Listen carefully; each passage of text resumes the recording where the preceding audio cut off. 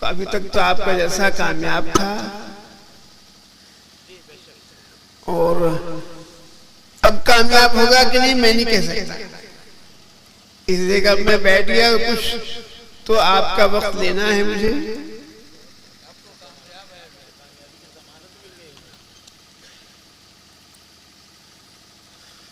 अऊज़ु बिल्लाहि मिनश शैतानिर रजीम, बिस्मिल्लाहिर रहमानिर रहीम। कुल इन इज्तमअतिल इंसु वल जिन्नु अला अन यअतू बिमिस्लि हाज़ल कुरआन ला यअतून बिमिस्लिहि वलौ कान बअदुहुम लिबअदिन ज़हीरा। सदक़ल्लाहुल अज़ीम।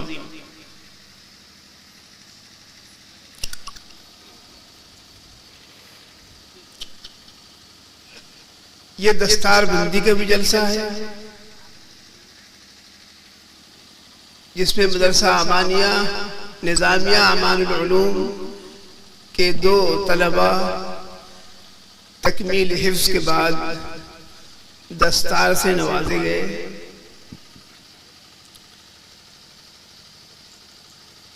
ये मदरसे की कामयाबी है। मैं ये चाह रहा था कि कुरान करीम से मुताल्लिक़ आपको कुछ बातें बता दूं। अगरचे तफसीर कुरान के फाजिल नहीं हुए, हिफ्ज़ कुरान के फाजिल हुए, हाफिज हुए, लेकिन फिर भी ये कुरान करीम का भी एक जैसा है। कुरान करीम से मुताल्लिक़ कुछ बातें मालूम होनी चाहिए। अल्लाह तबारक व तआला ने एक चैलेंज किया है और बहुत बड़ा चैलेंज है। इतना बड़ा चैलेंज कोई आदमी नहीं कर सकता है और इतना बड़ा चैलेंज अल्लाह के सिवा कोई नहीं कर सकता है। चैलेंज ये है कि ऐ नबी आप कह दीजिए कि अगर इंसान और जिन जमा हो जाएं, सारी दुनिया के इंसान जिसको आदम की औलाद कहते हैं वो सब मुराद है इसमें, सब जमा हो जाएं, सारे जिन जमा हो जाएं जो नजर नहीं आते लेकिन इंसानों से ज्यादा तादाद रखते हैं, वो सब के सब जमा हो जाएं कि कुरान की जैसी किताब ला सकें तो नहीं ला सकते। वलो काना बअदुहुम लिबअदिन ज़हीरा, अगर उनसे उनमें बात से बढ़कर के काबिल हो तो भी कुरान की जैसी कोई किताब नहीं ला सकता। दुनिया में एक ही किताब है और कोई आसमानी किताब नहीं है जिसको पूरे एतमाद और यकीन के साथ दुनिया के चौराहे पर खड़े होकर के कहा जा सके कि ये किताब 100% सही है। कोई ऐसी किताब नहीं है सिवाय कुरान करीम के। वो हर जमाने में हर दौर में पूरे भरोसे और एतमाद के साथ ये दावा किया जा सकता है और दावा करने वाला सही दावा करेगा कि यही एक किताब है जो आसमान से नाजिल हुई है, जो बिल्कुल हर सही है। इसकी हिफाजत का अल्लाह ताला ने वादा ले रखा है और ये मुकम्मल तौर पर सही किताब है। अभी यहूद और नसारा ने मिल करके कुरान करीम की आयत को काट छांट करके एक फुरकान नाम की किताब शाये की, उसकी कोई अहमियत नहीं रही। वो अहमियत कलाम पाक की अपनी जगह पर है। ये अल्लाह का कलाम जिसे बच्चे याद करते हैं और पूरा हर हर्फ याद कर लेते हैं और इतने अच्छा याद करते हैं बाज बच्चे कि मेहराब में खड़े होते हैं तो कहीं अटकते नहीं हैं, किसी को लुकमा देने की जरूरत नहीं पेश आती। कोई किताब दुनिया की ऐसी नहीं है जो इतने अच्छे तरीके पर याद कर ली जाए। एक ऐसा इंतजाम मिन जानिबिल्लाह हो चुका है और इस इंतजाम का सेहरा अमीरुल मोमिनीन सैयदना फारूक आजम रज़ियल्लाहु अन्हु के सर है, जिन्होंने 20 रकअत तरावीह ईजाद करके कुरान करीम के तहफ़्फ़ुज़ का एक ऐसा सिलसिला शुरू कर दिया जो क़यामत तक खत्म होने वाला नहीं है। इतना उम्दा सिलसिला तरावीह न कायम करते, ये याद रखिएगा।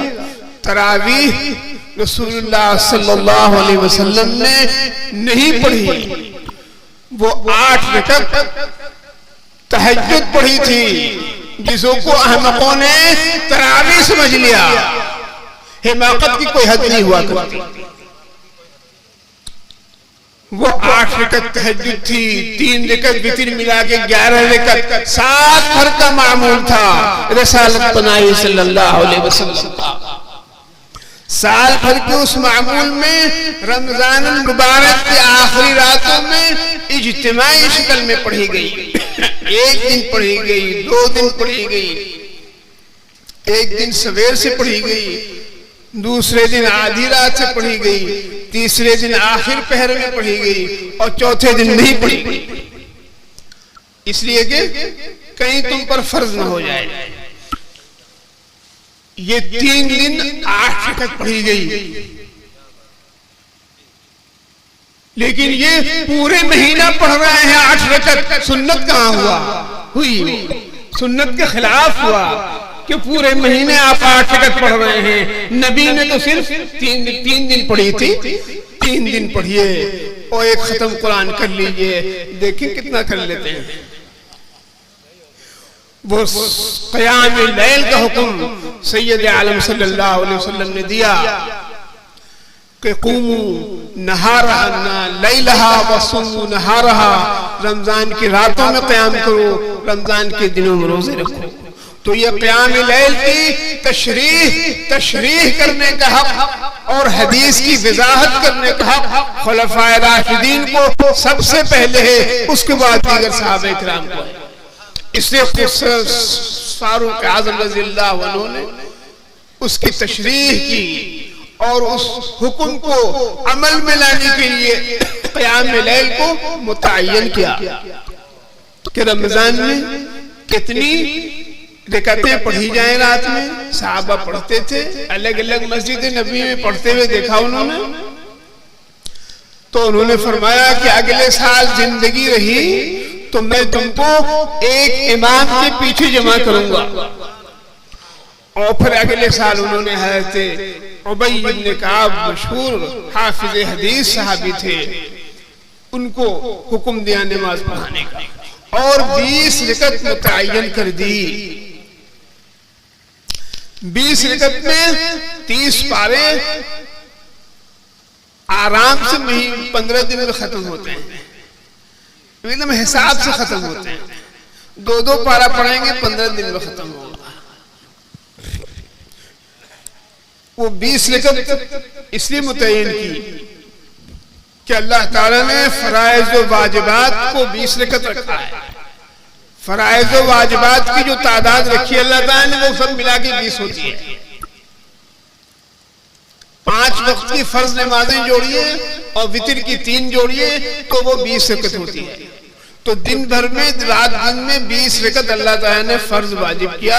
उसी तादाद को सामने रखते हुए उन्होंने 20 रकअत तरावीह मुतय्यन कर दिया और उस पर हज़रत उस्मान गनी रज़ियल्लाहु अन्हु, हज़रत अली मुर्तज़ा रज़ियल्लाहु वजहु शरीफ, अस्हाब बद्र, अस्हाब उहुद, अस्हाब खंदक, अस्हाब फतह मक्का और अवाम सहाबा सबों ने इत्तेफाक कर लिया।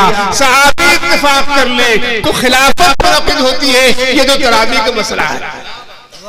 सहाबा अगर इत्तेफाक कर लेते हैं तो खिलाफत मुनक़िद हुआ करती है। अस्हाब बद्र अगर इत्तेफाक कर लें, अस्हाब मदीना और मक्का इत्तेफाक कर लें तो उसमें खिलाफत मुनक़िद होती है। यहाँ तरावीह का सुन्नत होना सहाबा ने मुत्तफ़िक़ा तौर पर तस्लीम कर लिया, किसी ने एतराज नहीं किया, किसी एक आदमी ने एतराज नहीं किया। उसका नतीजा क्या निकला? उसका नतीजा ये हिफ्ज़ कुरान की शक्ल में सामने आ गया। तरावीह 20 रकअत न होती, रमजान में तरावीह न पढ़ी जाती, खत्म कुरान का सिलसिला न होता तो हाफिज तैयार नहीं होते। तो हाफिज तैयार हो रहे हैं, तहफ़्फ़ुज़ कुरान की एक शक्ल पैदा हो रही है, सब अल्लाह की तरफ से हो रहा है। और यही एक किताब ऐसी है जो किताब अहद रिसालत में ही मुरत्तब कर दी गई। कुरान करीम बाद में नहीं लिखी गई, सहाबा ने लिखी तो, लेकिन रसूलुल्लाह सल्लल्लाहु अलैहि वसल्लम ने उसको पूरी तरतीब के साथ सहाबे किराम को याद करवाया। जहां पर कहा बिस्मिल्लाह लिखने के लिए वहां सहाबा ने बिस्मिल्लाह लिखा, जहां नहीं बताया वहां नहीं लिखा। सूरह बरात में छूट गई बिस्मिल्लाह। सूरह बरात में बिस्मिल्लाह नहीं है, रसूलुल्लाह सल्लल्लाहु अलैहि वसल्लम ने नहीं लिखवाई, इससे उसमें रह गई। बाकी हर सूरह में आपने लिखवाया, उसमें लिख दी गई। तो सहाबा किराम ने विसाल नबी सल्लल्लाहु अलैहि वसल्लम के बाद जब इस्लाम अरब अजब में फैल रहा था तो जरूरत पेश आई कि तमाम जो छोटी छोटी पुर्जे के ऊपर ऊंट की चौड़ी हड्डियों के ऊपर और ऊंट की खाल के ऊपर जो कुरान की आयत लिखी हुई हैं वो सब जमा करके एक किताब की शक्ल में तैयार कर दिया जाए। और वो उसके लिए एक पूरी टीम बैठा ली गई। ऐसे ही नहीं था कोई लेके आया उसको नोट कर लिया गया, वो पूरी एक टीम तैयार की गई जो कुरान की आयतें जिन जिन लोगों के पास हैं वो सब लेकर के आए। कोई एक आयत लेके आ रहे हैं, कोई सहाबी लिखी हुई एक सूरा लेकर के आ रहे हैं, उस पर दो दो आदमी की गवाही होती थी, दो हाफिज़े कुरान की गवाही होती थी कि क्या कुरान की आयत है ये? तो वो कहते थे हाँ ये कुरान की आयत है, हमें रसूलुल्लाह ने याद कराया। तो वो लिखा जाता था। उसमें है ज़ैद इब्न साबित थे, है अली मुर्तज़ा करमल्लाहु वजहू थे, थे मुआविया थे और बहुत से असहाब थे जो लिखने का काम जानते थे, वो लिखा करते थे। पूरी किताब एक जिल्द में तैयार कर दी गई, अलहम्द से सूरह नास तक, जो अभी मौजूद है, जो अभी आप पढ़ते हैं, वो उसी वक्त तैयार की गई और वो तैयार करके रख दी गई। हज़रत उस्मान गनी रज़ी अल्लाह अन्हु ने अपने जमाने में उसकी 4 कॉपी कराई और बड़े बड़े शहरों में रखवा दी और ये ऐलान कर दिया कि अब कोई कुरान पढ़ेगा तो इसी में पढ़ेगा, अलग से नहीं पढ़ेगा। बाद असहाब के पास 5 सूरे को जमा करके रखा था, बाद असहाब ने कुछ और सूरतें लिख के रखी थी, सबको उन्होंने जब्त कर लिया, मगा करके सबको जाया किया, हुक्म दिया कि अब जो कुरान पढ़ेगा तो इसमें पढ़ेगा, ये जो तैयार की गई। तो कुरान करीम इस तरह से लिखा गया और जैसे लिखा गया था, ये एक मौजज़ा है अल्लाह की किताब का और दुनिया में किसी किताब में ये बात नहीं मिलेगी कि जैसे कुरान के अल्फाज हैं अहद सहाबा के वैसे ही आज भी लिखे जा रहे हैं। सिर्फ फर्क ये है कि नुक्ते का इजाफा किया गया, पहले नुक्ते नहीं थे, लेकिन जो उसका इमला था, रस्मुल खत था, उसी रस्मुल खत से कुरान आज भी लिखा जा रहा है। एक मदरसे का किस्सा है, उससे इल्म की अहमियत मालूम होती है कि कोई साहब किसी गांव में तशरीफ लाए, पीर भी थे, आलिम थे, क्या थे, कुछ करामतें दिखाते रहते थे। वो दिखाने वाली जो करामत होती है वो शौदाबाजी होती है, जो दिख जाती है वो करामत होती है। तो उन्होंने नमाज पढ़ाई मगरिब की और मगरिब की नमाज में उन्होंने पढ़ा तिब्बत यदा अबी लहब व तिब। तो पीछे से एक तालिब इल्म जो अरबी ग्रामर पढ़ता था, नहव व सर्फ पढ़ता था, उसने पीछे से लुक़मा दिया तब्बत यदा अबी लहब व तब। उन्होंने उसका लुक़मा नहीं लिया, फिर पढ़ा उन्होंने तिब्बत यदा अबी लहब व तिब। उन्हें फिर पीछे से लुक़मा दिया। एक ग्रामर पढ़ने वाला, अरबी नहव व सर्फ पढ़ने वाला इस बात को एक लम्हे को तस्लीम नहीं कर सकता है कि माजी का सेगा जेर के साथ हो ही नहीं सकता है, जब होगा तो तब होगा, तब्बत होगा, तिब्बत हो ही नहीं सकता। वो बार बार लुक़मा देने के बाद भी नमाज जब खत्म हो गई, उस लड़के ने कहा कि आपने कुरान गलत पढ़ा। वो बोले कि नहीं, कुरान लाओ, सही पढ़ा हमने। कुरान लाके खोला गया, उन्होंने कुछ ऐसा शब्द दिखाया उसमें तिब्बत लिखा हुआ था। तो उस लड़के ने कहा ये गलत लिखा हुआ। दूसरी कुरान निकाली, दूसरी निकाली गई तो उसमें भी तिब्बत निकला, तिब्बत यदा अबी लहब व तिब। अब कुरान को कुरान निकाले चले जा रहे हैं और सबके अंदर वो तिब्बत निकला चला जा रहा है। उस लड़के ने कहा कि सब गलत है, इल्म की क्या अहमियत है। उसने कहा सब गलत है। तो उन्होंने कहा कि तुम ऐसे नहीं मानोगे, आओ तुमको लौहे महफूज में दिखा देते हैं। तो उन्होंने उसका हाथ पकड़ा, कहा आंख बंद करो। आंख बंद किया उसने तो उसको लौहे महफूज दिखाया। उसने कहा देखो यहाँ भी तिब्बत लिखा हुआ है, वहां भी तिब्बत लिखा हुआ था, वहां भी तिब्बत लिखा हुआ है। उस लड़के ने कहा अच्छा, कातिब अव्वल ने ही गलती की है, मैं यही इस्लाह कर देता हूँ तो तमाम इस्लाह हो जाएगी। उन्होंने फौरन उसका हाथ छोड़ दिया। अब हम तुमको नहीं समझा सकते, अब हम तुमको नहीं समझा सकते। मालूम है कि इल्म अगर हो तो आदमी अच्छी तरह समझ सकता है।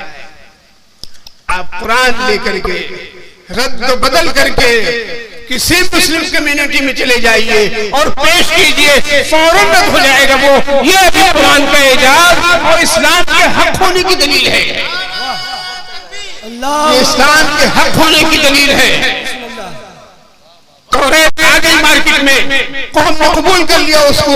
इंजील आ गई मार्केट में, कौम ने कबूल कर लिया उसको। ये उनके नाहक होने की दलील है, ये उनकी किताब काट पीट करके छप रही है और वो कबूल कर रहे हैं उसको। कुरान कहीं पर से कटा होता है, एक लफ्ज भी कहीं गलत छप गया तो फौरन पूरी दुनिया में एक हंगामा होगा और फौरन उसको दुरुस्त कर लिया जाएगा। ये इस्लाम के हक होने की दलील है, कुरान के किताब इलाही होने की दलील है। इतनी बड़ी दौलत हमारे पास है कि दुनिया में किसी मजहब वाले के पास नहीं है। जैसे लिखा है मुसहफ़े इमाम में, जैसे लिखा है वैसे ही आज लिखा जा रहा है। मसलन आप 50 कुरान करीम के नुस्खे उठा के देखिए, रहमान मीम के बाद अलिफ नहीं होगा, खड़ा जबर होगा। मालिक मीम लाम काफ होगा, मालिक मीम बाद अलिफ नहीं होगा। रज़क़नाकुम कुम अलग नहीं होगा, रज़क़ना में मिला करके होगा। ये कुरान करीम का खास इम्ला है और उसी इम्ले से आज भी छप रहा है कुरान। ये आपकी किताब है जो आपके हाथ में है, आप उसके हामिल हैं। आपके लिए कुरान ने फरमाया, एक सहाबी ने कुरान पढ़ना शुरू किया कि इसमें किन किन लोगों का जिक्र है, तो उनको सबसे पहले नजर पड़ी वलक़द अंज़लना इलैकुम किताबन फ़ीहि ज़िक्रुकुम, हमने तुम पर एक किताब नाज़िल की जिसमें तुम्हारा जिक्र है, जिसमें तुम्हारा जिक्र है। तो कुरान में जिक्र मुसलमानों का है, उन पर अहकाम का है, उनके मामलात का है, इस्लाह और अखलाकियात का है। उस कुरान, वो कुरान आपके हाथ में है। वो सिर्फ मदरसे में कुरान खाने के लिए नहीं है कि बच्चों ने कुरान खानी कर ली हो गया, नहीं, वो समझने के लिए है, समझाने के लिए है, समझ करके पढ़ने के लिए है कि अल्लाह ताला क्या फरमाता है। अलबत्ता अहकाम समझ नहीं सकते आप कुरान से डायरेक्ट, वो फुक़हा समझाएंगे आपको, लेकिन बाकी चीजें जो कुरान की हैं वो तो समझ करके आप देख सकते हैं। तो ये अल्लाह ताला ने एक ऐसी दौलत मुसलमानों को दे रखी है अभी, जो उनकी इस्लाम के हक़ानियत की दलील है और हर हर्फ की अल्लाह ताला ने हिफाजत की है, हिफाजत का वादा लिया है कि हम नहनो इन्ना नहनु नज़्ज़लना ज़िक्रा व इन्ना लहू लहाफ़िज़ून, हमने कुरान नाजिल किया है और हम उसकी हिफाजत करेंगे। अब अगर दुनिया से खुदा न खास्ता खातम बदहन, अगर दुनिया से कुरान करीम अचानक मिट जाए, खत्म हो जाए, तमाम तहरीर साफ हो जाए, तमाम कंप्यूटर इंटरनेट हर जगह से खत्म हो जाए, खुदा न खास्ता, तो इतने हाफिज मौजूद हैं कि फिर सेकंड के 1000वें हिस्से में कुरान मुकम्मल हो जाएगा। मिट ही नहीं सकता है, मिट ही नहीं सकता है। ये कलाम इलाही की हक़ानियत है।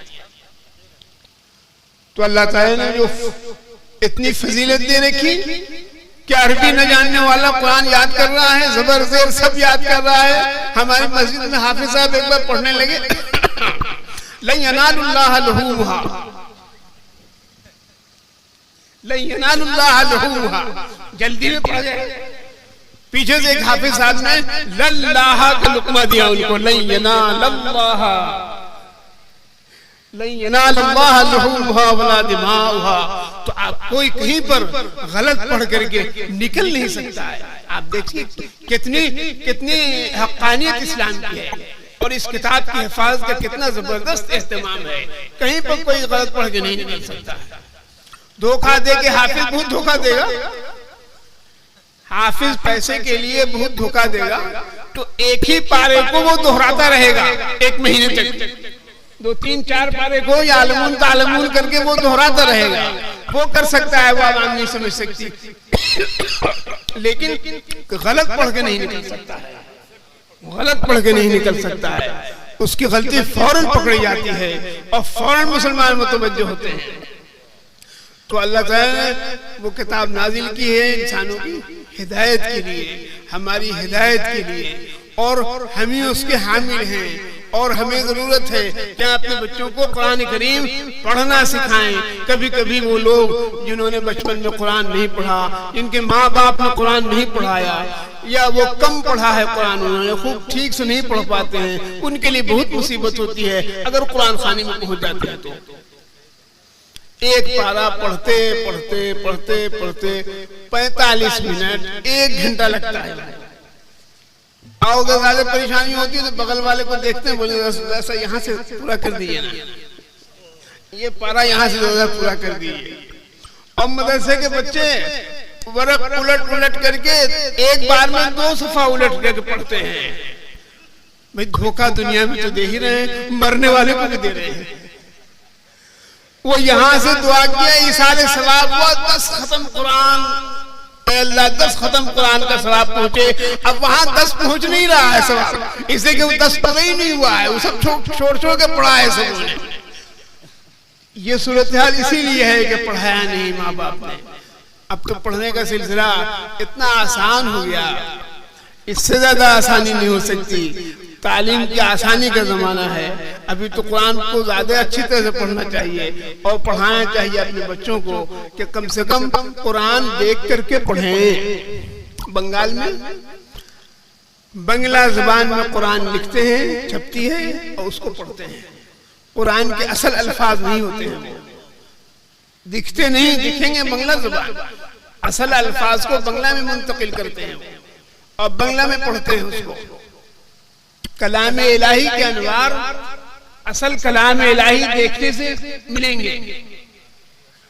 एक बुजुर्ग पढ़े लिखे नहीं थे, लिखा हुआ समझ नहीं सकते थे, लेकिन जब वो कुरान की आयत देखते थे लिखी हुई तो वो कहते थे ये कुरान की आयत है।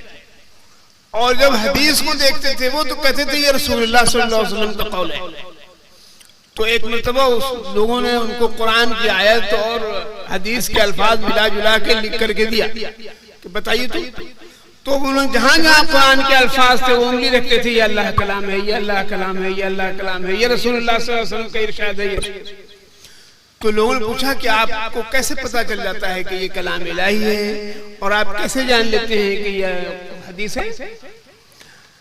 आप पढ़े लिखे तो हैं नहीं, पढ़ नहीं सकते हैं। तो उन्होंने कहा कि कलाम इलाही के अनवार मुझे जमीन से अर्श तक नजर आते हैं और रसूलुल्लाह सल्लल्लाहु अलैहि वसल्लम के इरशादात के अनवार मुझे जमीन से आसमान तक दिखाई देते। इसलिए मैं समझता हूँ क्या कौन सा अल्लाह कलाम है, कौन सा अल्लाह के हबीब का कलाम है। तो ये एक चीज है, अनवार है उसके, देखने से भी आंखों को सवाब फायदा पहुंचता है, उसका देखने का सवाब अलग है, पढ़ने का अलग है, पढ़ने का अलग है। बल्कि हदीस में है कि तुमने पढ़ा अलिफ लाम मीम, तो अलिफ के तुमको 10 सवाब मिले, लाम के 10 सवाब मिले, मीम के 10 सवाब मिले। तो पढ़ने में सवाब है, असल अल्फाज देख रहे हैं, देखे पढ़ उसमें सवाब है। तो ये अल्लाह की किताब में बहुत, एक तो ये है कि पढ़ने फूकने से तो असर होता ही है, लेकिन उसको मफहूम समझने से दिल पे असर होता है। जब कुरान सहाबे किराम पढ़ते थे अपने अपने घरों में, तो कभी कभी आवाज उनकी बुलंद होती थी।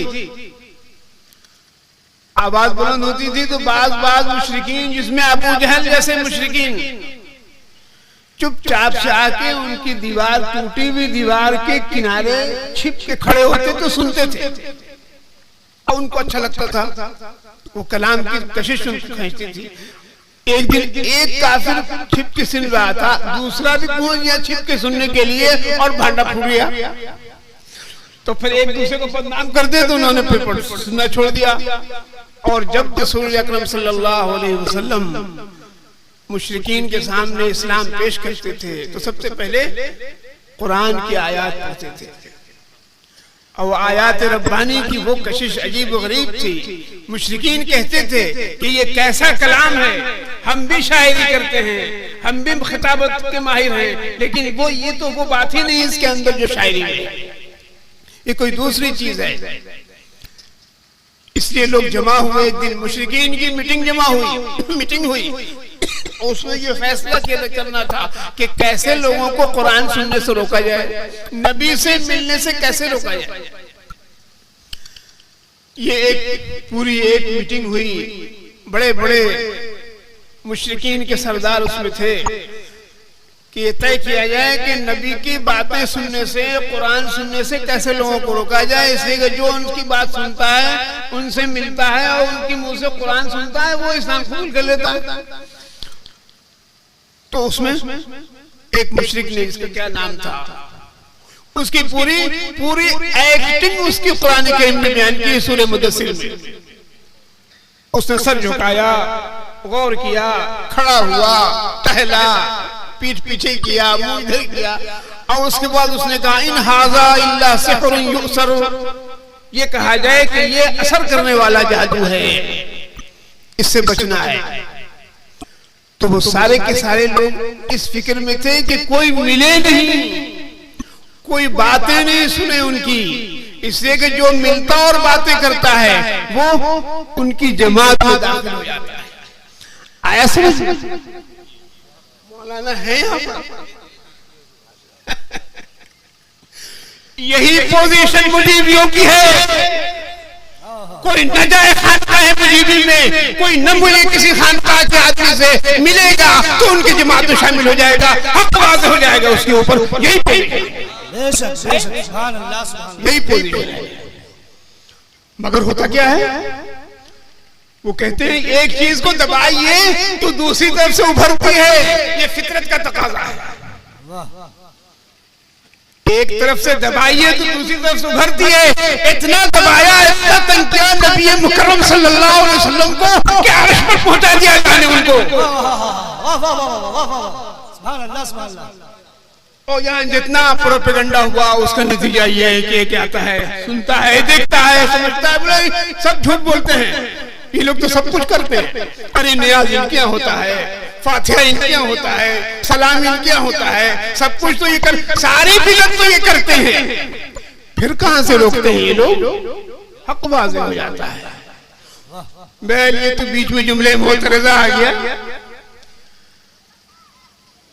एक बाहर के एक शख्स आए मक्के में, उनको लोगों ने पहले से समझा दिया था, देखो उनकी बात नहीं सुनना जिन्होंने नबूवत का दावा किया है।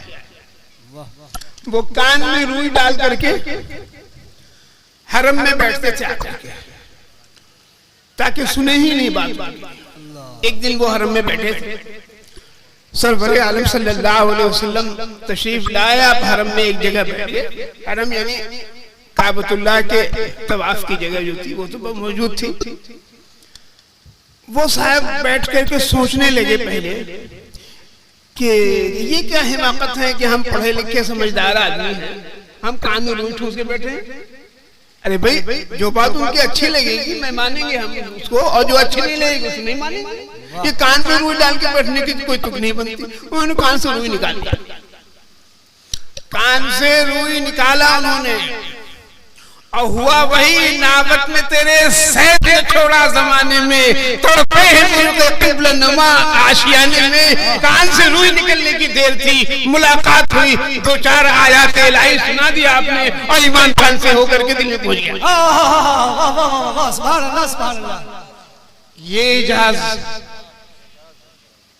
हबशा के मुल्क में है थे जाफर तैयार रज़ी अल्लाह तआला अन्हु से बादशाह के सामने बादशाह ने पूछा उनसे, कैसा दीन है तुम्हारा? तुम्हारे नबी की कुछ बातें भी हैं, जो बातें उनकी हों वो बताओ। क्या कुछ तुम्हारे नबी पर कुछ नाजिल हुआ? उन्होंने कहा हाँ हुआ। तो कहा वो सुनाओ। बादशाह ने सुनाने को कहा, बोला तिलावत करो जो तुम्हारे नबी पर नाजिल हुई है आयात। और अपने तमाम मजहबी रहनुमाओं को बुलाया और वो सब इंजील की खोल खोल करके बैठ गए। और हज़रत जाफर तैयार ने सूरह मरियम की इब्तिदाई आयात तिलावत करना शुरू कर दी। तारीख की रिवायत है कि बादशाह सुनता जाता था, उसकी दोनों आंखों से आंसू जारी था। उसके सारे मजहबी रहनुमा इतना रो रहे थे कि उन आंसुओं से उनकी दाढ़ियां तर हो गई और मुसहफ के औराक भीग गए। और बादशाह ने कहा ये वही कलाम है जो उसी मिशकात से निकला है जो मूसा पर नाजिल हुआ था। और उसने ईसा पर नाजिल हुआ था, उसने कलमा पढ़ा और उसने फौरन इस्लाम कबूल किया। तो कलाम इलाही की इतनी तासीर उस जमाने में भी थी और आज भी है। आज भी वो तासीर अपनी जगह पर है। इज़ा समिअू मा उन्ज़िला इला रसूल तरा अअयुनुहुम तफीदु मिन अद-दम'i मिम्मा अरफू मिनल हक़। जब कुरान सुनते हैं ये लोग तो हक को समझ करके इनकी आंखें बहने लगती हैं, रोने लगते हैं अल्लाह का कलाम सुन करके। आज भी वो कैफियत अल्लाह ताला के कलाम में मौजूद है। और उस कलाम इलाही की खुसूसियत ये है कि वो पहाड़ पर नाजिल किया जाता तो पहाड़ टुकड़े हो जाता, पहाड़ पर नाजिल होता तो पहाड़ टुकड़े होता। इस जमाने ने ये साबित कर दिया कि हर सिर्फ ठोस चीज का ही वजन नहीं होता, जो चीज ठोस नहीं होती उसका भी एक वजन होता है। वो स्क्रीन पे वजन दिखता है उसका, एक्सरे मशीनों पे असर दिखता है उसका वजन। कुरान का वजन, कुरान डायरेक्ट पहाड़ पर नाजिल कर दिया जाता तो कुरान करीम के मुताबिक पहाड़ टुकड़े हो जाता। लेकिन रसूल अकरम सल्लल्लाहु अलैहि वसल्लम के कल्ब मुबारक पर नाजिल किया गया और उसका मुतहम्मिल अगर कोई हो सकता था तो सिर्फ कल्ब मुहम्मदी सल्लल्लाहु अलैहि वसल्लम हो सकता था।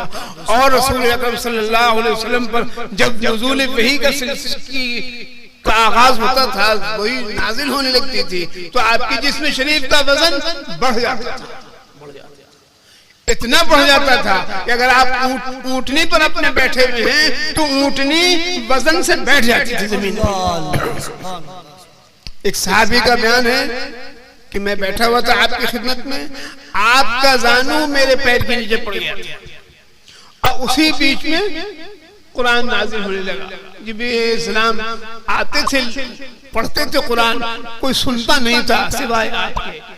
एक शहद की मक्खी जैसे भन भन करती है वैसी आवाज होती थी। ये छोटी छोटी घंटियां टकरा करके जो आवाज होती थी वो आवाज लोगों को सुनाई देती थी। और रिसालत में आप सल्लल्लाहु अलैहि वसल्लम के जिस चेहरे मुबारक पर पसीने आने लगते थे। उन सहाबी का बयान है कि वही नाजिल होने लगी और आपके घुटने का वजन इतना ज्यादा हो गया कि मुझे बर्दाश्त करना पड़ा। मुझे ऐसा लगा कि मेरी पैर की हड्डी टूट जाएगी। तो इतना जबरदस्त कलाम और पूरा का पूरा रसूल अकरम सल्लल्लाहु अलैहि वसल्लम के कल्ब मुबारक पर अल्लाह ताला ने उतार दिया। वो वहां उतार दिया गया, पूरी उम्मत के लिए आसान हो गया। सुभान अल्लाह, सुभान अल्लाह। पूरी उम्मत के लिए आसान हो गया। और कहते हैं कि जिन लोगों के हिफ्ज़ कुरान का सिलसिला रिसालत मआब सल्लल्लाहु अलैहि वसल्लम तक जुड़ा हुआ है, यानी जैसे हदीस का सिलसिला ऊपर पहुंचता है, बैत का पहुंचता है, तो किसी ने सहाबी से पढ़ी है तो भाई इब्न काब के शागिर्दों ने से जो आगे चलता गया सिलसिला, तो वो अगर मिला हुआ है तो याद करना कुछ मुश्किल नहीं है, आसानी से याद हो जाता है। और अल्लाह ताला को अपने हबीब के लिए ये भी पसंद नहीं था कि वो कुरान याद करने में मेहनत करें।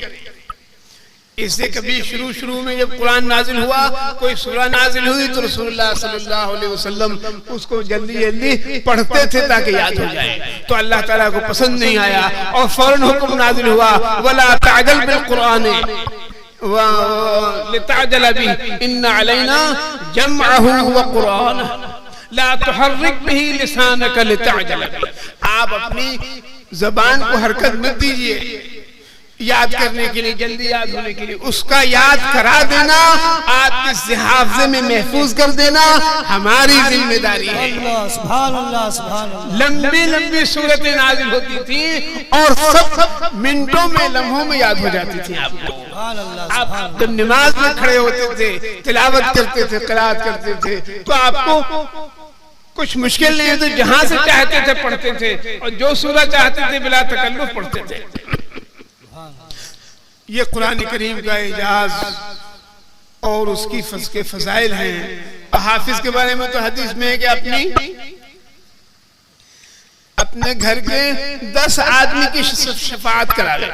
लीजिए साहब, हाफिज, देहात का लड़का, कटिहार का लड़का, पूर्णिया का लड़का, बालूकिसी का लड़का, अरब का लड़का, आजम का लड़का, कहीं का हो, वो 10 आदमी की शफाअत करेगा और पीर साहब के बारे में ये क्या कर सकते हैं? पीरों के बारे में पीर ने बख्शवा देंगे। अरे कहाँ पीरों के चक्कर में पड़े हो? अरे क्या बड़े पीर साहब बख्शवा देंगे? अरे हदीस कह रही है कि एक जाहिल ने, मतलब जिसने सिर्फ रट लिया है कुरान करीम, रट लिया है कुरान करीम, और वो शफाअत सिफारिश करेगा, शफाअत कबूल होगी, 10 आदमी को बख्शवा लेगा, वो 10 आदमी को बख्शवा लेगा। और जो सारी जिंदगी कलाम मिलाई की तिलावत करता रहा, अल्लाह की याद में रहा, उसके बारे में शुबा ही शुबा अभी तक, उसके बारे में अभी तक शुबा ही है कि ये क्या कुछ कर लेंगे। अगर आप असल में उसको कहते हैं कि जब आदमी का मुताला कम होता है, महदूद होता है, तो उसका इतराज ज्यादा होता है, और जब मुताला वसी होता है उसका, तो एतराजात कम होते हैं उसके। आप मसला जानते हैं, यहां भी लोग मौजूद हैं उलमा। एक बच्चा पैदा हुआ,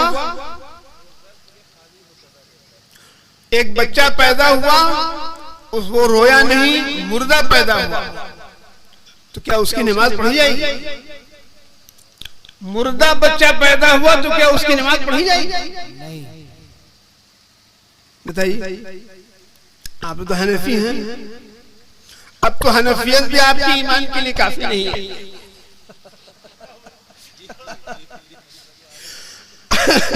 आप हनफी हैं और हनफी मसलक के मुताबिक अगर वो मुर्दा पैदा हुआ, पैदा होने के बाद आवाज नहीं निकली उसकी, तो उसकी नमाज नहीं पढ़ी जाएगी, उसको ऐसे ही जमीन में दफन कर दिया जाएगा।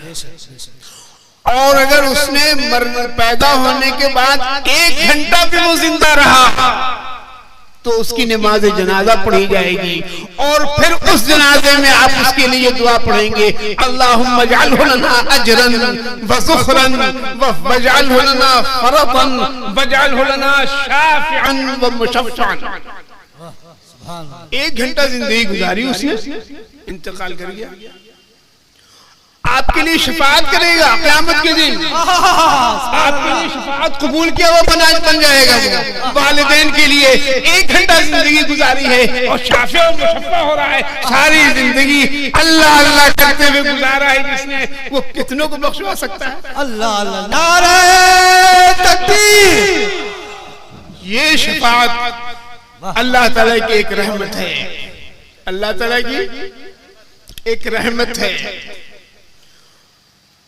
और मैदान हश्र क्या है? वो तो हौलनाक मंजर होगा ना, जैसा कि हदीस में है, तो क़यामत का दिन बड़ा हौलनाक होगा। जमीन बराबर कर दी जाएगी, गोल नहीं रहेगी। जो अभी गोल है और चलती है वो पूरी फैला दी जाएगी, एक किनारे से दूसरे किनारे वाले दिखाई देगी। वल अर्ज़ वदहाहा, वो तो फैलाना ही फैलाना मुराद है, लेकिन क़यामत के दिन वो पूरी फैला दी जाएगी। तो जमीन फैला दी जाएगी, वो पूरी जमीन में सारे इंसान अजल से लेकर के क़यामत तक के सब जिंदा खड़े रहेंगे। वो दिन सही मानों में वो दिन सरकार मोहम्मद रसूलुल्लाह सल्लल्लाहु अलैहि वसल्लम का दिन होगा। क़यामत के दिन उनकी अज़मतों का दिन होगा, मोमिनों के लिए हौलनाक नहीं होगा। अल्लाह ताला उस दिन खूब ठिकाने से दौड़ाएगा उनको भी जो वसीले को मानते हैं, उनको भी जो वसीले को नहीं मानते हैं। क़यामत में खूब ठिकाने से दौड़ाएगा कि दौड़ो, आदम के पास जाओ, वो कहीं और रेफर करेंगे, वो कहीं और रेफर करेंगे, फिर वो कहीं और रेफर करेंगे। इतना दौड़ाएंगे कि दुनिया में तो आसान समझते थे इनकार कर देना नबी के वसीले का, यहाँ तुमको नबी की तरफ दौड़ाते रहेंगे, दौड़ते रहो। इतने वसीले होंगे तब जाके तक पहुंचोगे, आसान नहीं होगा पहुंचना। सुभान अल्लाह, सुभान अल्लाह। आसान नहीं होगा पहुंचना उन तक पहुंचने के लिए, उनकी अजमतों का इजहार करने के लिए, ये दिखाने के लिए कि कल तो तुम उनके वसीले का, उनकी शफाअत का इनकार करते थे, आज देखो उनको कहां पर रखा है। आज हमने उनको कहां पर रखा है। आज का दिन उनका दिन है। पीर दस्तगीर किसको कहते हैं आज मालूम होगा।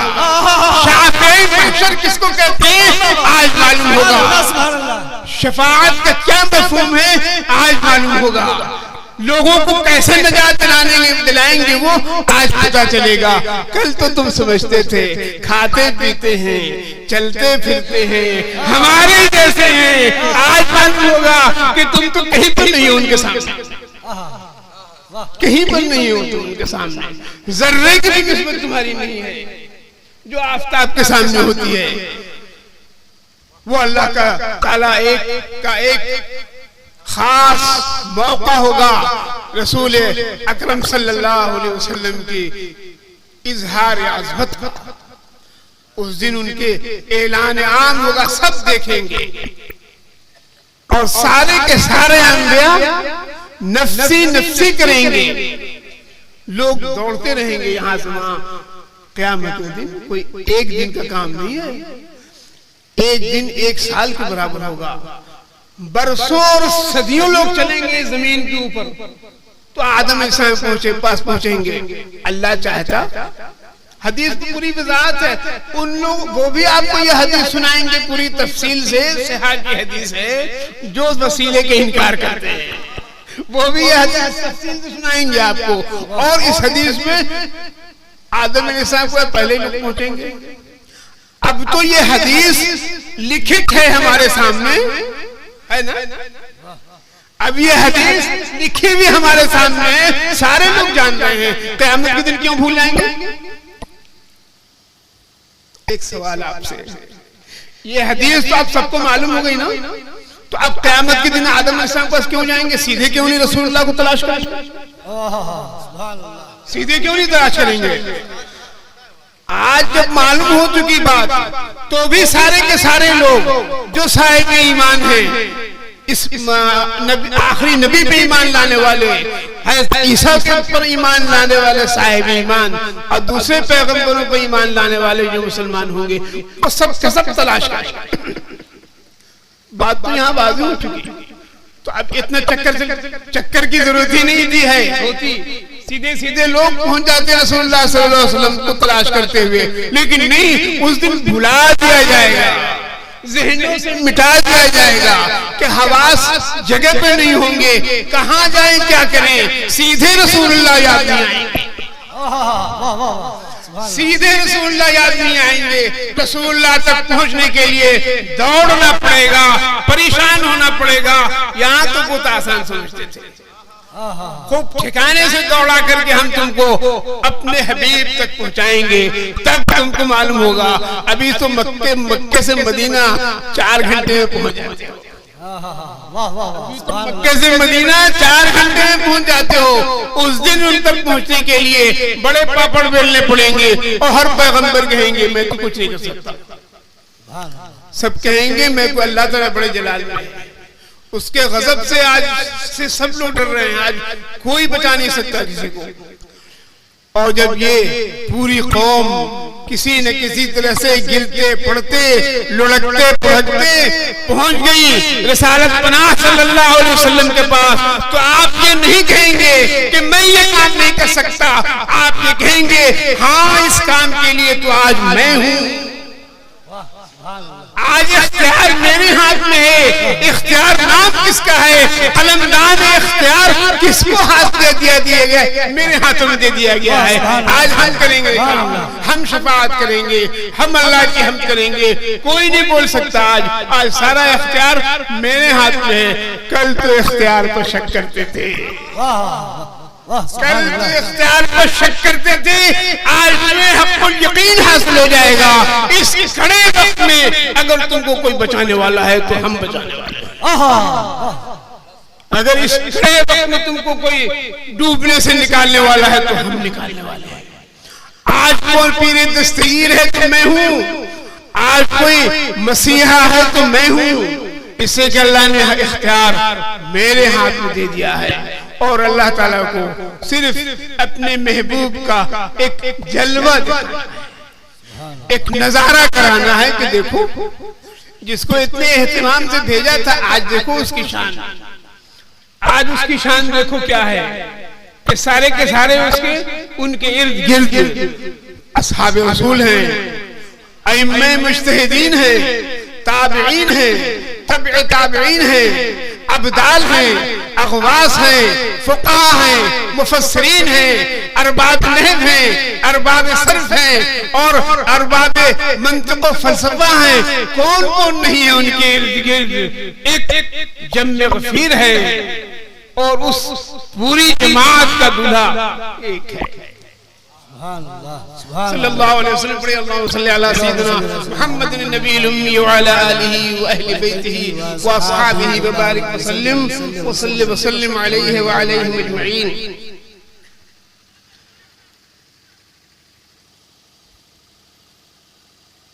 पहली दावत जब दी गई इस्लाम की तो सबको आपने जमा किया पहाड़ी पर और सब जमा हो गए। उसमें सब कुरैश के थे, बनु हाशिम भी थे। सारे लोगों को जमा करके एक सवाल किया गया कि तुम मुझे कैसा समझते हो? पहले अल्लाह की तौहीद नहीं बयान की गई। पहले कहा गया कि पहले तुम बताओ तुम मुझे कैसा समझते हो। तो सारे लोगों ने मिलकर के कहा कि हम आपको अमानतदार समझते हैं, आपको सादिक समझते हैं। आप सादिक और अमीन हैं। जब आपने उनसे तस्लीम करा लिया, अपनी जात मनवा ली, क्या कहा? अपनी जात मनवा ली उनसे और फरमाया कि अगर मैं ये कहती हूँ कि इस पहाड़ी के पीछे से एक लश्कर आके तुम्हें रौंद डालेगा तो मान लोगे? लोगों ने कहा मान लेंगे, मान लेंगे। तो जब आपने अपनी जात तस्लीम करा ली तो फरमाया कि अल्लाह के सिवा कोई इबादत के लायक नहीं है। ला इलाहा इल्लल्लाह, ला इलाहा इल्लल्लाह की दावत दी।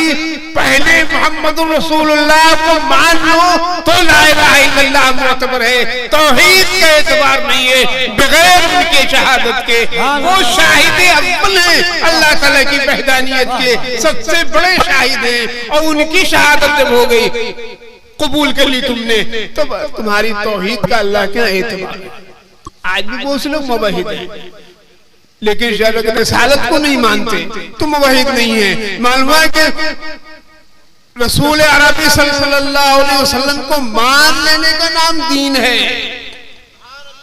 दीन नाम ही उनको मान लेने का। अगर उनको ना मानते तो वही तो बता रहे हैं कि ये कुरान की आयत है।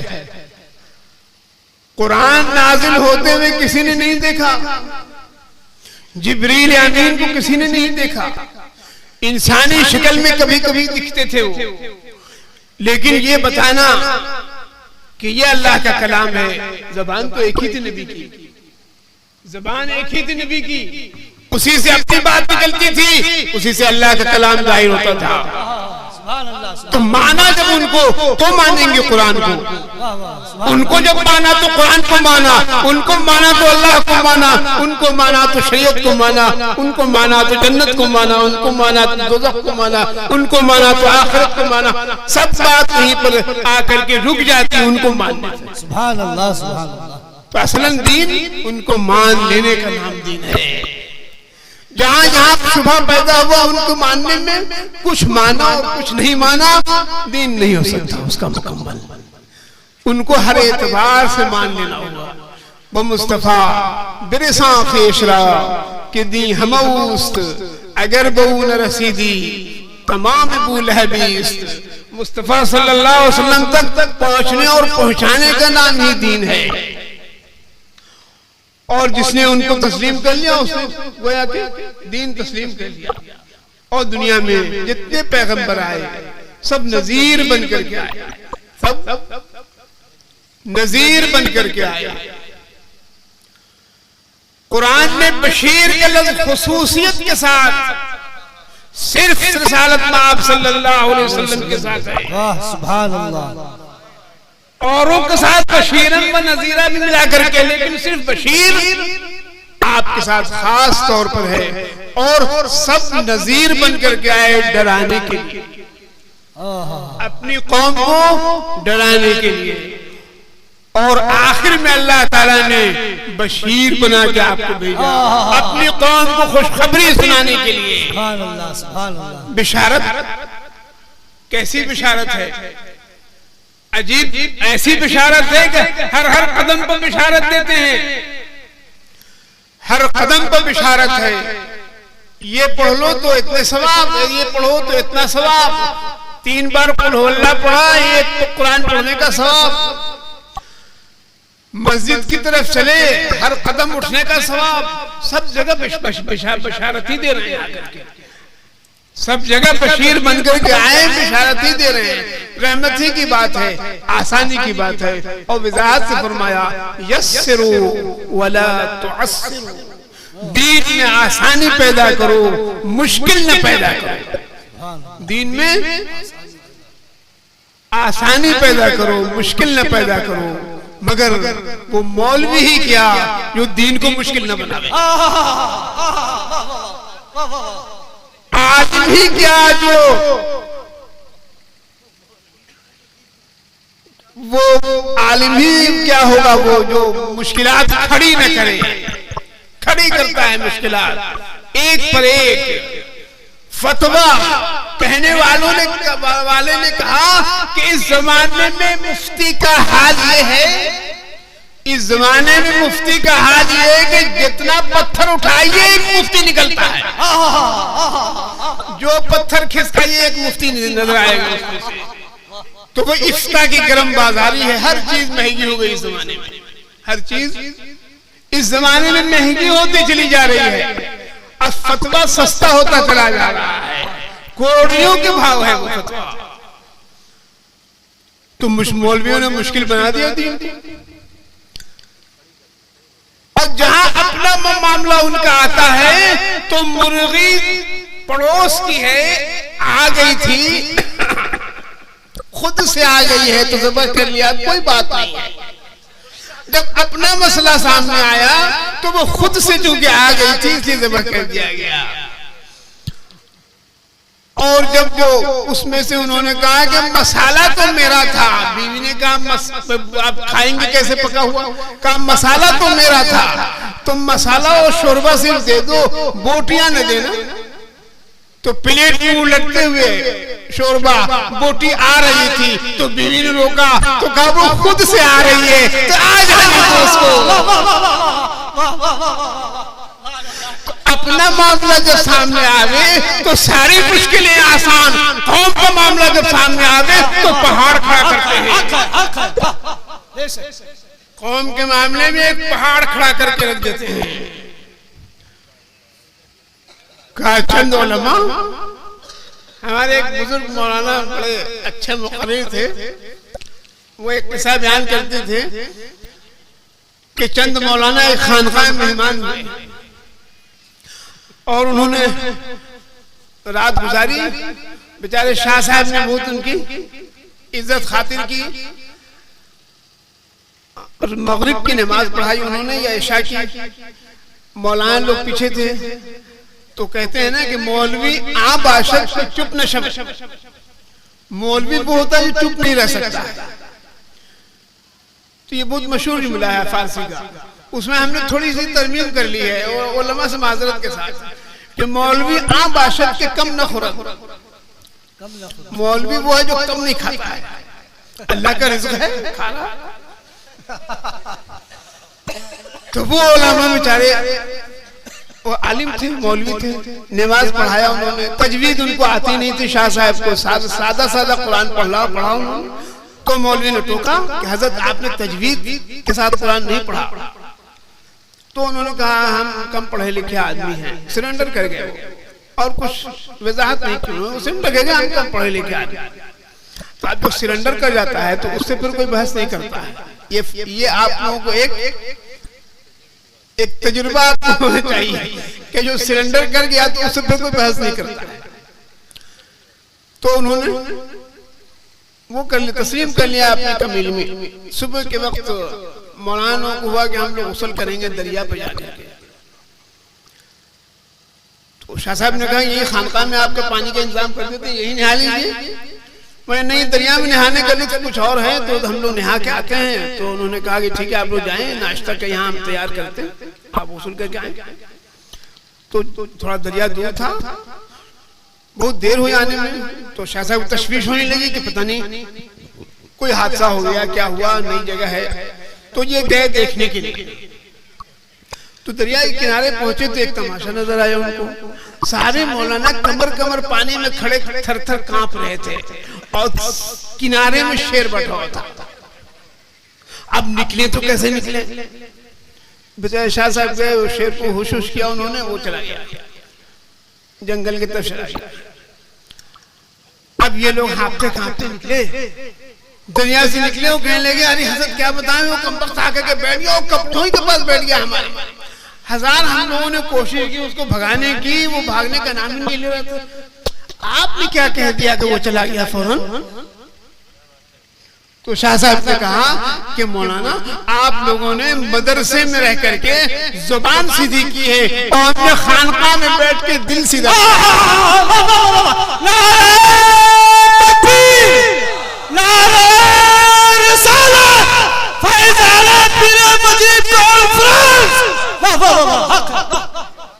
दिल की बात असर करती है, बहुत प्यारी बात। दिल की बात असर करती है। और इखलास अगर शामिल हो तो इखलास वो सारे अमाल को उसके दुरुस्त कर देता है। इंदल्लाह भी उसकी कबूलियत हासिल हो जाती है। उसके अमाल को इखलास होना चाहिए और उलमा मुखलिस होने चाहिए और मशाइख के अंदर भी इखलास होना चाहिए, पीरों के अंदर भी इखलास होना चाहिए। वो मुखलिस हों अपने कौम से, मुरीदों से, अवाम से, दीन से।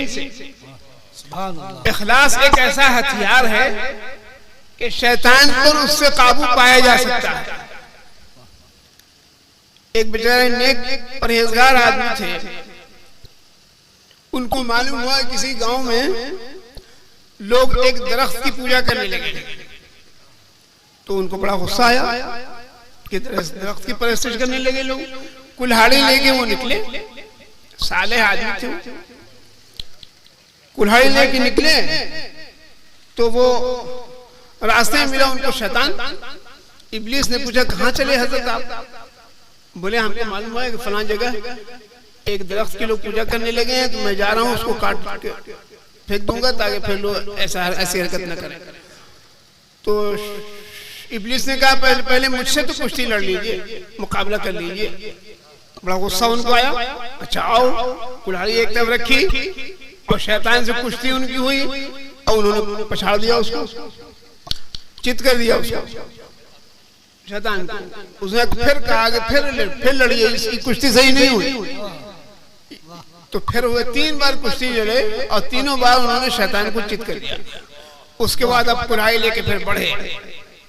जब बढ़े तो शैतान ने फिर रोका, कहने लगा देखिए जहां दिमाग जहां फलसफा बयान करने लगे वही खतरा है।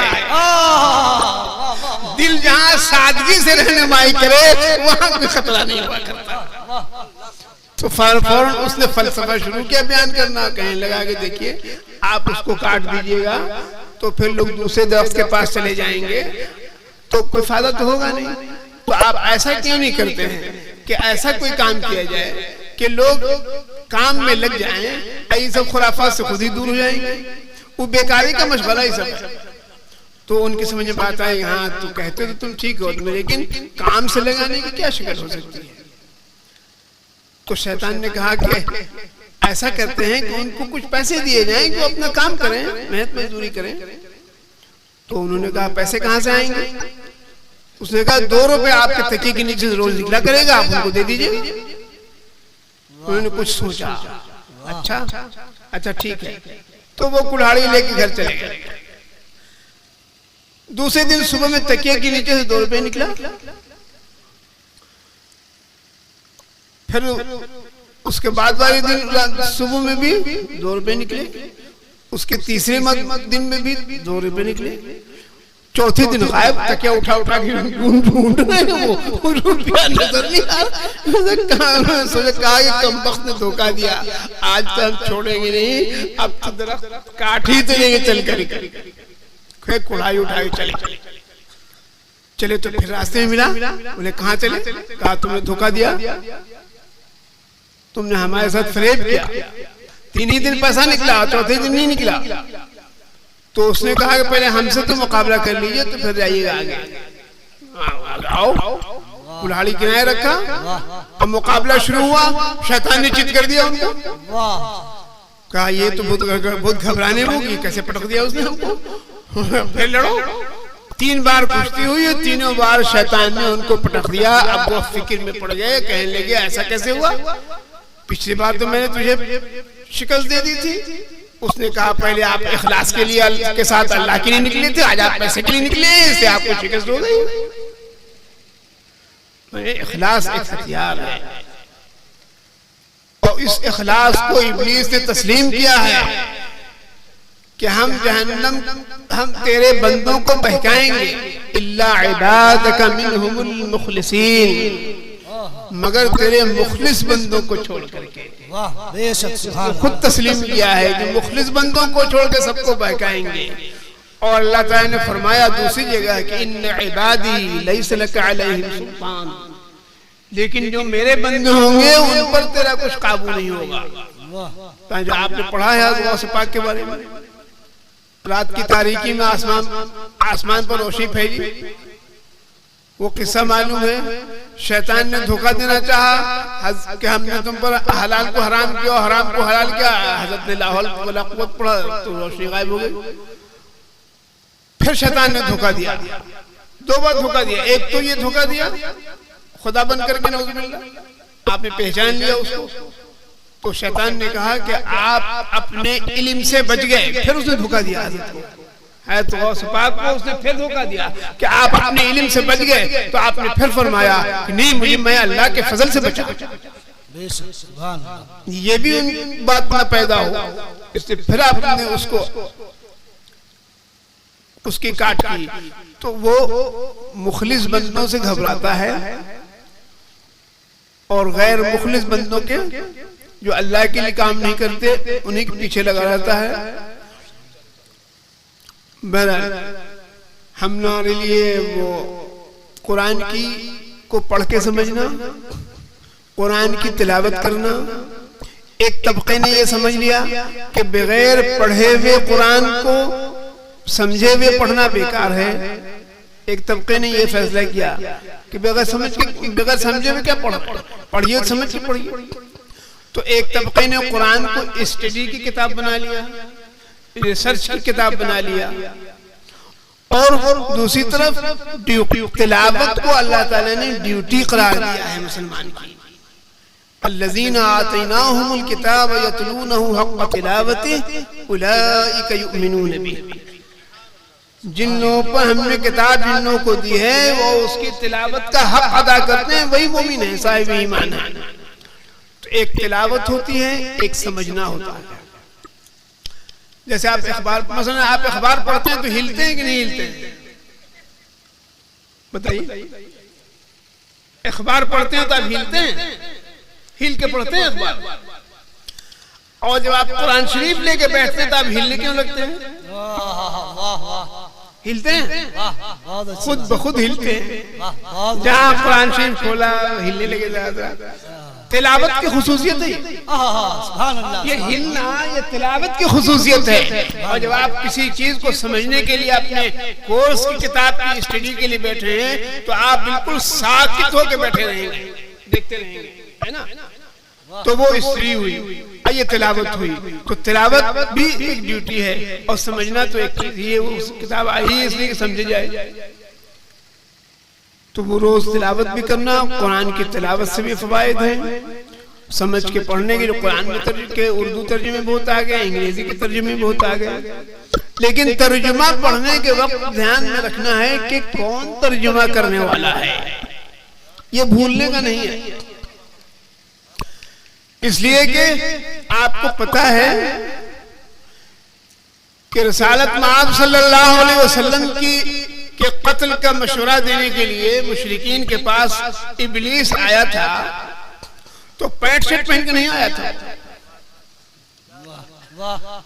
वो पैंट शर्ट पहन के नहीं आया था, वो शेख नजदी की सूरत में आया था।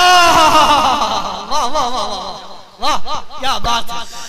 अब ये एक मसला क्या है पता नहीं, वल्लाहु आलम। अब कभी इब्लीस से मुलाकात हो तो उससे पूछा जाए कि भाई तुझे शेख नजदी के हुलिया क्यों पसंद है? अरे तुझे कोई शेख इराकी न मिला था? अरे तू किसी शेख हिंदी की सूरत बना लेता, ले दे करके वो हिजाज में बैठ करके और नजद की शेख की शक्ल बना रहा है, शेख हिजाजी बन जाता। मगर वो अपनी अपनी पसंद का मामला है, अपनी अपनी पसंद का मामला है। उसने अपनी पसंद के मुताबिक शेख नजदी का हुलिया बनाया। तो मैं कहने मतलब ये कि हर जगह मुखालिफ और मुनकिर अहले सुन्नत वल जमात के मुखालिफिन किताब और सुन्नत ही लेके सामने आते हैं और उसी को सब सामने पेश करके अपनी बात करते हैं। इसलिए हर तर्जुमा काबिल एतबार भी नहीं है। तो तर्जुमे में भी ये समझना जरूरी है कि कौन तर्जुमा उसका कर रहा है। इसलिए कि तर्जुमे में ही गुंजाइश है कुछ, और इबारत में तो अल्लाह ताला ने गुंजाइश खत्म कर दी।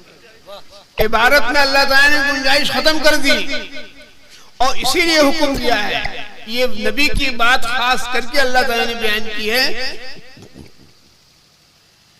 यतलू अलैहिम आयातिही व युअल्लिमुहुमुल किताब वल हिकमा व युज़क्कीहिम। उसके साथ है यतलू अलैहिम आयातिही, नबी आयात इलाही की तिलावत करते हैं।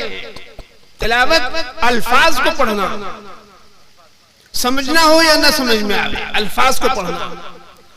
और रसूलुल्लाह सल्लल्लाहु अलैहि वसल्लम हर साल रमजान में पूरा कुरान जिब्रील अलैहिस्सलाम को सुनाते थे। सुभान अल्लाह, सुभान अल्लाह। और फिर जिब्रील अलैहिस्सलाम आपको सुनाते थे। है तो जिब्रील भी कुरान समझते थे और सरकार तो न समझे तो फिर कोई समझ नहीं आया, नहीं तो समझने दोनों समझ रहे थे कुरान। उसके बाद भी कुरान आहिस्ता नहीं, हदीस में तेजी से पढ़ते थे। पूरा कुरान तेजी के साथ जिब्रील को सुनाते थे, जिब्रील अमीन आपको सुनाते थे। सुभान अल्लाह, सुभान अल्लाह। जिस साल आपका विसाल हुआ उस साल जिब्रील अलैहिस्सलाम ने 2 मरतबा आपको कलाम पाक सुनाया, 2 खत्म सुनाया। तो ये तिलावत जो है ये रसूलुल्लाह सल्लल्लाहु अलैहि वसल्लम की सुन्नत है और मुसलमान की ड्यूटी है। तो देख करके कुरान पढ़ना ये भी हमारी ड्यूटी है, समझ के पढ़ें तो भी अच्छा है। तो बहरहाल ये इबादत में दाखिल है, कलाम इलाही की तिलावत। और बुजुर्गान दीन औलिया अल्लाह हमेशा तिलावत में मसरूफ रहा करते हैं। तो हमें बुजुर्गों के उस नक्श कदम पर रहने की जरूरत है। नमाज, कुरान वगैरह से ताल्लुक कायम रखने की जरूरत है। और जितने ज़ौक़ व शौक़ से आपने इस जलसे में शिरकत की, तो ये नहीं कह सकता है कोई क्यों ये तो बालू किसी वालों का अपना जलसा था इसलिए रात में बैठे रहे। ऐसा कोई कह दिया अगर तो ज्यादती करेगा आपके साथ। ईदुल्लाह मोहम्मद मोहल्ला वालों का, बालू किसी वालों का अपना जलसा था इसलिए 2 बजे रात तक 3 बजे रात तक बैठे रहे। वो कौन बात हो? कुर्बानी तो कोई दी नहीं, कोई मेहनत तो की नहीं। तो ये कोई कह दे तो ज्यादती करेगा आपके साथ। आपका अपना प्रोग्राम तो है जरूर, लेकिन फिर भी आप जिस शौक से शरीक हो रहे हैं ये आपके मोमिन होने की दलील है। है कि नहीं? ये आपके मोमिन होने की दलील है। नबी का नाम सुन के जो आप तड़प तड़प करके रुपया दे रहे थे तो घाटा नहीं था आपका। काश के वो देखते जो फतवे लिए लिए फिरा करते हैं कुफ्र के, वो भी देख लेते। नबी के नाम पर वो नहीं तड़पते, आप तड़प रहे हैं। नबी के नाम पर आप बढ़ के किलो पे पैसे दे रहे हैं जितने वो नहीं देंगे। वो उछल उछल के सिर्फ फतवे दिया करेंगे। काश के उन्हें भी पता चल जाता कि आपके अंदर कितना ईमान है। अच्छे अच्छे अशार उनके हैं, दोनों शायर उनके। अफसोस कि मुझे याद नहीं है, मैं दोहरा दोहरा के आपको सुनाता कि कितने अच्छे अशार हैं।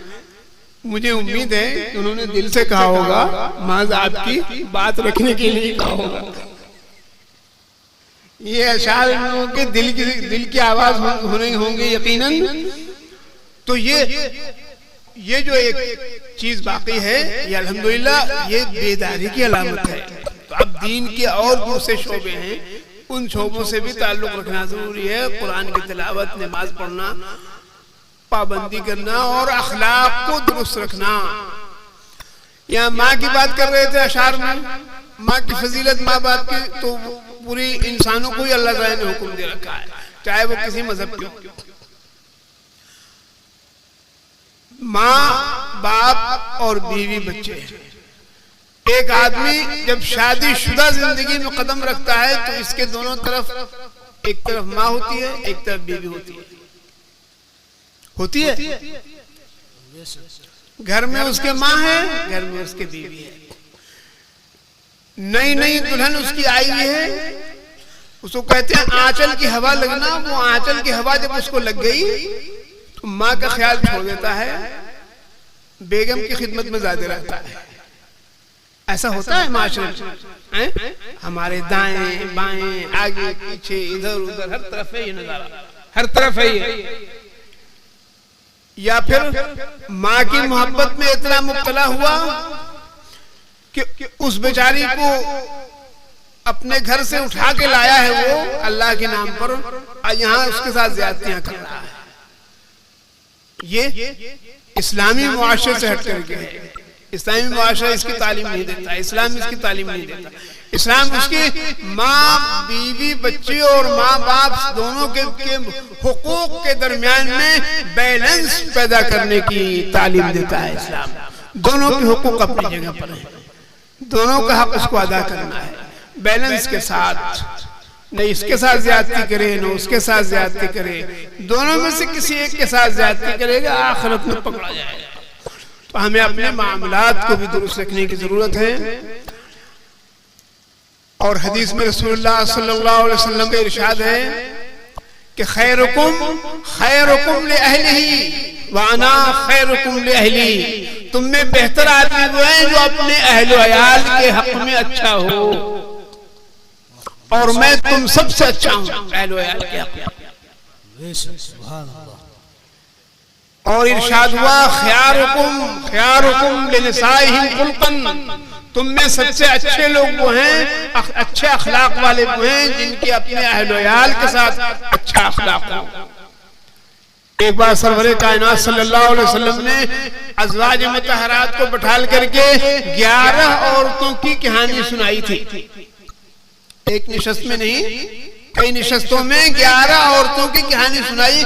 11 औरतें इकट्ठी बैठती हैं अरब की, और सब अपने अपने शौहर की की खास बात बयान करते हैं, उसकी खुसूसियात बयान करते हैं। तो वो 11वीं औरत ने जो बयान किया, उम्मे ज़रा, उसको कहते हैं हदीस उम्मे ज़रा। 11वीं औरत ने अपने शौहर का निहायत उम्दा नक्शा खींचा, जिसमें उसके मामलात, हुकूक सब आ जाते थे। तो आखिरी किस्सा सुना करके हुजूर ने फरमाया कि मैं तुम लोगों के लिए उम्मे ज़रा के अच्छे शौहर की तरह हूं, जैसे उम्मे ज़रा का शौहर उम्मे ज़रा के लिए था, वैसे मैं तुम लोगों के लिए बेहतर हूं। तो लोगों को किस्सा सुनाने के बाद एक नसीहत भी फरमाई आपने, और अज़वाज मुतहरात के साथ जो आपका हुस्न सलूक था। एक बार का किस्सा है आयशा सिद्दीक़ा रज़ियल्लाहु तआला अन्हा उम्मुल मोमिनीन घर में सरवरे कायनात सल्लल्लाहु अलैहि वसल्लम से जोर जोर से बोल रही थी। शौहरा बीवी का मामला था। इतनी देर में उनके वालिद आ गए हैं तो अबू बकर सिद्दीक़ जैसे ही घर में दाखिल हुए, देखा कि जोर जोर से बोल रही हैं, तो उन्होंने बेटी को डांटा, कहा रसूलुल्लाह से जोर से बोलती है। कुरान में ममानियत है, कुरान में ममानियत है। वो उन्होंने हाथ उठाया मारने के लिए, आयशा को मारने के लिए उन्होंने हाथ उठाया। जैसे उन्होंने हाथ उठाया, दोनों के बीच में रसूलुल्लाह सल्लल्लाहु अलैहि वसल्लम आ गए, तो फौरन हाथ गिरा करके चुपचाप सर झुकाए हुए घर से बाहर चले गए। जब वो चले गए तो हज़रत हुजूर ने फरमाया है आयशा से हंसते हुए कि देखा, आज मैंने तुमको कैसा बचा लिया, आज तुम अपने अब्बा से मार खाती, मैंने तुमको बचा लिया। तो ये अखलाक और मोहब्बत का मामला था। तो मुसलमान को अपने खानगी जिंदगी में, इज़्दिवाजी जिंदगी में ऐसे ही बैलेंस करके चलना है।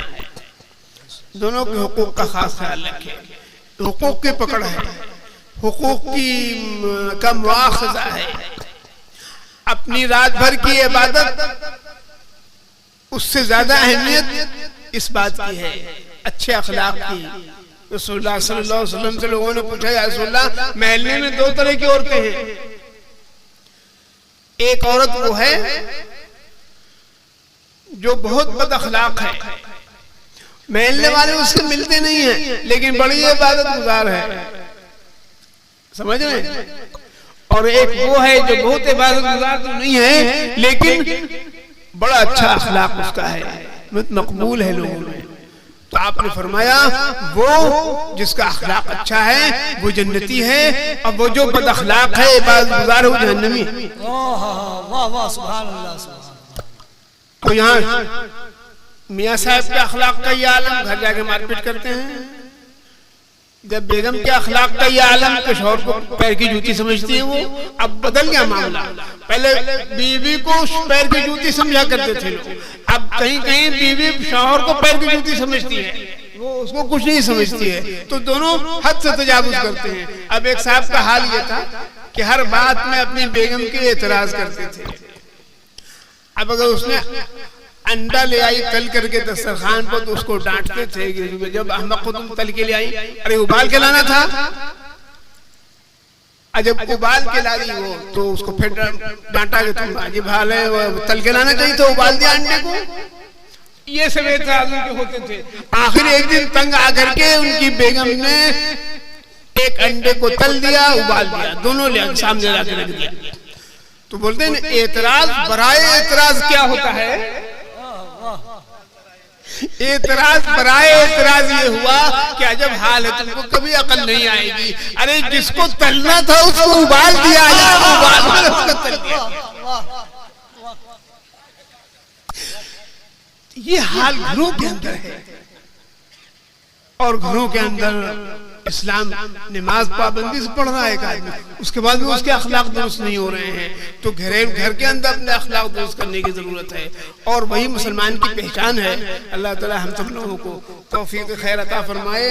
मैंने कुछ ज्यादा वक्त ले लिया आपका, अब बाकी शुआरा हैं और कुछ मुक़र्रिर हज़रात हैं, कुछ बोलेंगे, और फिर वो आपकी हिम्मत के ऊपर मुनहसर है कि आपने इतनी मेहनत की है, तो कितनी देर तक शायर को बर्दाश्त करते हैं और कितनी देर तक मुक़र्रिरों को बर्दाश्त करते हैं, वो उसको आप